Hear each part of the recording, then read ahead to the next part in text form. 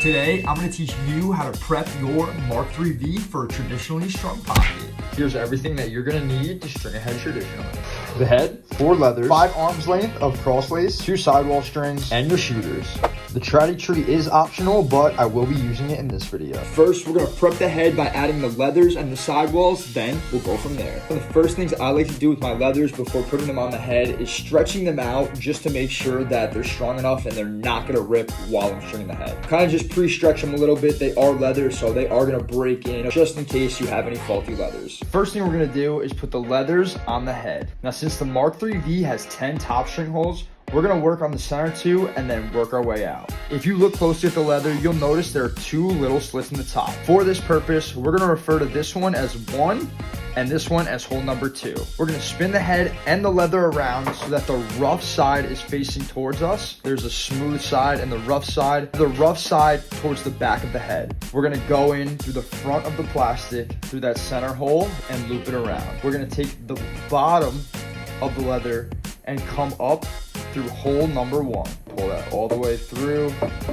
keeping it nice and flat. So it should look like this. Now we're going to take this little bit of leather and go through the front of hole number 2. If you pull this nice and tight, you'll see there's a little bit of space right there where hole number 2 is peeking through. Take this little bit of leather, fold it over, go right through that hole.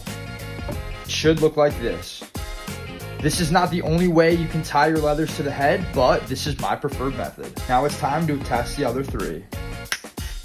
Now that we have all 4 leathers on, I'm going to show you how to attach them to the bottom of the head. I like to loop the leathers around the outside and come into the middle and then loop them back around. Luckily with the Mark III V, we have plenty of bottom string holes and they're big enough for the leathers. I'm going to start in the middle and work my way out, trying to keep it as consistent as possible. I wrap them around the back like I said earlier. I overlap these ones and I just wrapped around the front and made a knot for now. We might make an adjustment by the end of this, but this will keep the strings nice and tight while I'm trying to string the rest up. When looking at the back of the head, we're going to start on the left sidewall and start with our second sidewall string. Our cross lace is going to end on our first sidewall hole, so we have to start our sidewall on our second sidewall string hole. Loop it once, twice, and one more time. It should look like this. Double loop on the second sidewall string. We're going to skip the next 2 sidewall string holes and go through the outside of the plastic and loop around, making a basic interlock. Now we're just going to work our way down the head and just tie off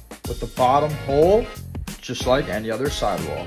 Now moving on to the right side, we can start with the top sidewall string hole and work our way down. When stringing a traditional, your sidewall string should be asymmetrical. Your cross lace goes up, down, and then up. Therefore, it's gonna end up here, so we have to start it down here. So when stringing our sidewall, we have to make sure that we leave a space down here and we leave a space up here. Starting at the top sidewall hole and we're gonna work our way down. So now that we're at the bottom, like I mentioned, we're gonna leave a space at the last hole. So we're gonna end on the second to last hole. And this is how you prep your Mark III V for a traditionally strung pocket. You should have about 5 arms length of cross lace to use while stringing the head. I like to do about 1 arm's length per row. Then at the end, I add a little bit extra just in case I run out full length to my opposite shoulder. So this is going to be 1 full arm's length, 4 and 5 with my little bit extra at the end. Just added the trady tree to it. This is an optional step. All it does is hold the leathers for you, so it does make it a little bit easier when stringing. Some people prefer to freehand it. Totally up to you. This is my preferred method. To start, all we have to do is make 1 knot at one end of our cross lace. At the other end of the 5 arms length of cross lace, we are going to go all the way through, pull this all the way out. It's very important that we do our best to keep this string straight and avoid it from twisting. This bottom hole should be open, and now we can put our cross lace through it. The outside of the head and pass our cross lace all the way through. This does get very tedious and repetitive, but this is just the start of the entire head. I'm going to show you another traditional that I use when stringing that helps me understand how to string it correctly. Here we have my traditional stick from Mohawk Lacrosse. We're just going to use this for reference right now and let you understand a little bit of string theory. They started down here at the bottom, and with this string, they then went around the front of the leather and came around back for the loop. Just looking at this bottom loop right here, which is a result of them going around the front, looping around the back. Then over here, they went around the front, and looped around the back as well. We keep it consistent, going around the front, coming around the back. So now that we understand how traditionals are strung a little bit, we're gonna go ahead and do it. So like I just showed you, they go around the front of the leather. We're gonna loop around the front and pull this all the way through. I like to keep the tip in my left hand while I pull it through, just so I don't have to go and dig through all the string at the end and look for the tip. Now, we are gonna go around the back of the leather and through that tiny hole that we have just created. As a result, it will create a nice interlock. Right through that hole, pull it through. Now, when things get like this, don't be impatient and just pull it through. We're keeping it nice and flat. We pull that through, have an interlock on the leather. Simple enough. We're just gonna do that about 100 more times. Now it's time to attach it to the sidewall. We're gonna go through the front of that sidewall. Now we have that little loop. We're gonna go down through this loop, creating another interlock. Now to save some time, since I don't wanna keep pulling the string through and through again, we already know that we're gonna go around the front of this leather. We can kill two birds with one stone here, and we're gonna pull this through that loop as well as the front of this leather. So I'm gonna go around the back of that leather and pull this all the way through. We have it looped around the leather and the sidewall, and now we're going back around the leather. I saved us a step there, so all we have to do is go down through that loop and then up through this sidewall. I'm gonna show you this one more time, then I'm gonna speed this whole thing up. It's pretty repetitive. Let's go down through that loop, through the inside of this sidewall string, and pull that through. This is just the start of the interlocks. As you can see, it's kind of a repetitive pattern, but we just weave back and forth, back and forth. The ones on the leather, I like to try to match them up with the sidewall string as best as I can. Wherever I've made an interlock on the sidewall, I try to match that up. Now we can go ahead and do this for the rest of this quadrant, and we'll touch back in when we get to the top. Now that we have the first row of cross lace complete, it's time to put the cross lace through the top of the leather. Slide it through there, but we want it to go all the way through.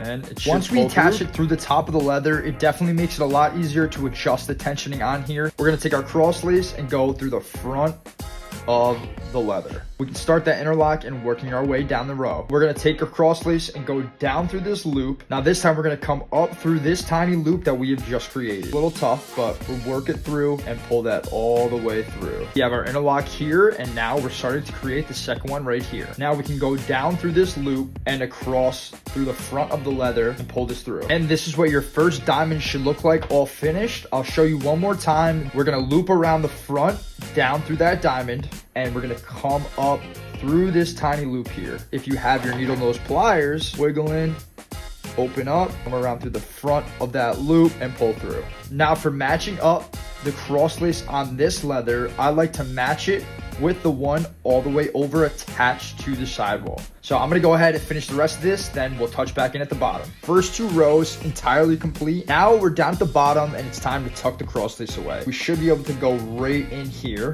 which we are. I only want to go in front of this leather, but I still wanna get underneath this leather just for aesthetic purposes, up through this, pull it around the backside, and then once we kind of pull it down tight, it just falls right into place. So that's what it should look like with the tension all pulled through. First two rows nice and taut. They don't look perfect, but again, once it's all set up, it'll look a lot better and we'll be able to make some final adjustments. Now we're just gonna go ahead and weave up the center. Same thing as before, go around the front, loop around the back, go around the front, loop around the back. Then get to the top and do another interlock here, all the way back down, all the way back up, and tie off right here. Since I already showed you guys how to do everything, we're gonna speed things up and touch back in when we get back up to here. All right, and this is what it looks like once we have all 5 rows complete. Now up top, all we have to do is tie it off on this last top string hole. Go through the inside of the plastic, loop it around the outside, once, twice, and a third time. Just like that, we have a double loop up top, just like the sidewall. We're gonna tie this off, then cut the extra off and use it as a nylon. And here's what it should look like all finished up. Now it's time to take the triddy tree out. This is pretty tough, honestly. You always gotta kind of mangle it out of here and avoid breaking it. Once it comes out, we can make those final adjustments and really set the pocket where we want it to. The triddy tree has been removed. Now we just need to do some tensioning, pound this pocket in a little bit. After some adjustments and a pocket pound, this Mark III V broke in just nicely. The only thing that's left are the shooters and the nylon. Are you gonna teach them how to string the shooters? Now that we're ready to install the shooters on our traditional pocket, the first thing to do is kind of figure out where the ball is going to sit in the pocket.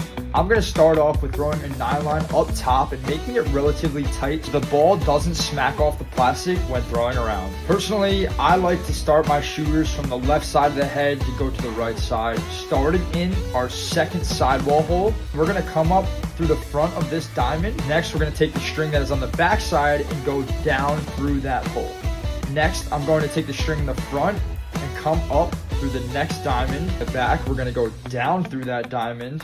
Essentially, all we're doing is weaving this nylon across the whole head. Come up through this hole, go down through this hole, come up through that hole, down through that hole, up through this hole, down through this hole, then up through this one, down through that one, and then up through this one right here, down through that one, up through this one, back down through there, through the side of the head, and tie it off. And there we have it all tied up. We have it knotted up on this side, and like I said, making it relatively tight because this is going to be the last thing the ball hits before flying out of the pocket. Now, time for the shooters. Just like our nylon, we're going to go through the outside of the plastic and come up through that first diamond, back down through that. Again, same concept, we're just weaving here, but this time, we are going to shift down kind of in a straight line underneath this one. We're just weaving, going through the backs and the fronts of the mesh. We're going to come up through this diamond here and weave over the leather that way. As you can see, we are parallel with the nylon right above it, so we're just going to go all the way across the other side, and I'll check in once it's finished.